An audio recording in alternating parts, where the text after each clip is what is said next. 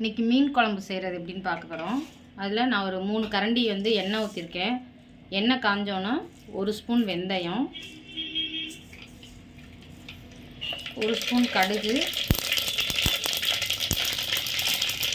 இது நல்லா பொரிஞ்சோன்னே நான் வந்து பூண்டு எடுத்து தட்டி வச்சுருக்கேன்.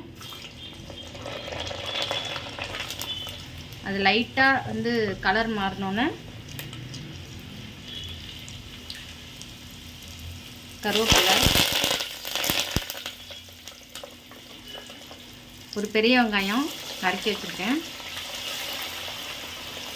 தக்காளி 1,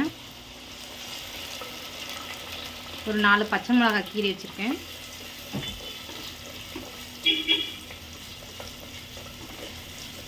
இதை வந்து இப்போ எண்ணெயிலே நல்லா வந்து வதக்கணும்.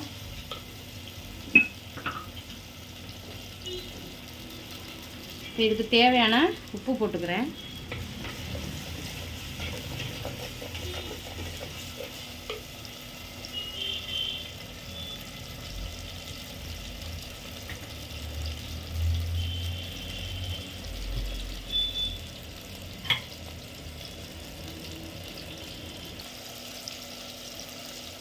இப்போ 1 ஸ்பூன் வந்து மஞ்சள்தூள் போட்டுக்கிறோம்.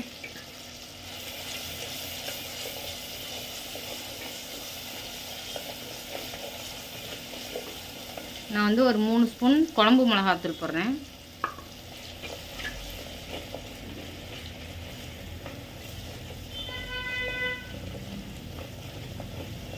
ஒரு 4 ஸ்பூன் மல்லித்தூள்,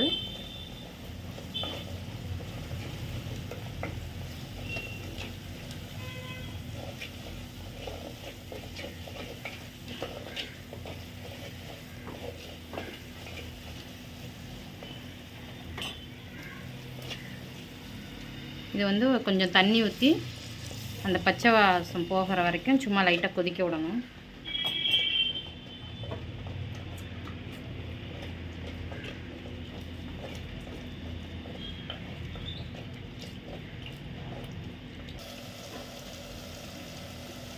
இப்போ நான் வந்து புளி வந்து ஒரு லெமன் சைஸ் வந்து எடுத்து வச்சுருக்கேன். அதை கரைச்சி வச்சு போட்டு ஊற்றிக்கிறோம்.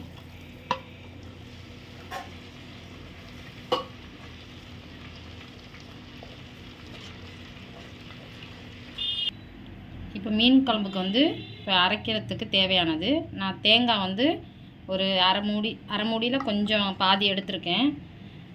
அப்புறம் சின்ன வெங்காயம்,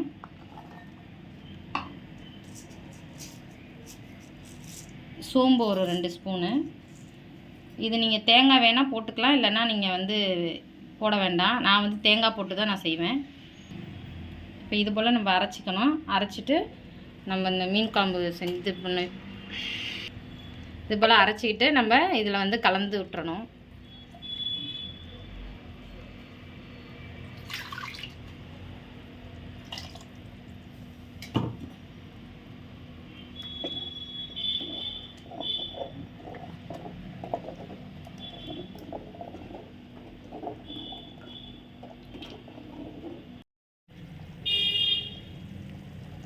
குழம்பு நல்லா கொதித்த உடனே நான் இன்றைக்கி கிளிச்ச மீன் எடுத்திருக்கேன். அதை வந்து நம்ம இதில் போட்டுக்கிறோம்.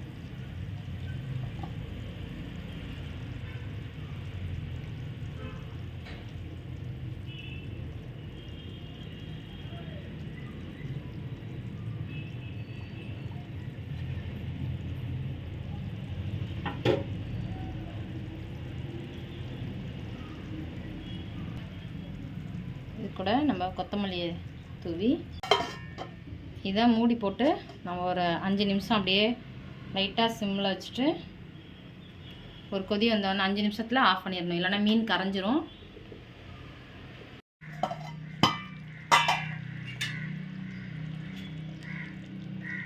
இப்போ 5 நிமிஷம் ஆயிடுச்சு, மீன் நல்லா வெந்திருக்கும். இப்போ அடுப்பு ஆஃப் பண்ணிட்டு பாருங்கள் வெந்துருச்சு. மீன் குழம்பு ரெடி ஆயிடுச்சு. அடுத்த டிஷ் அடுத்த வீடியோவில் பார்க்கலாம். ஷேர் பண்ணுங்கள், லைக் பண்ணுங்கள், சப்ஸ்கிரைப் பண்ணுங்கள்.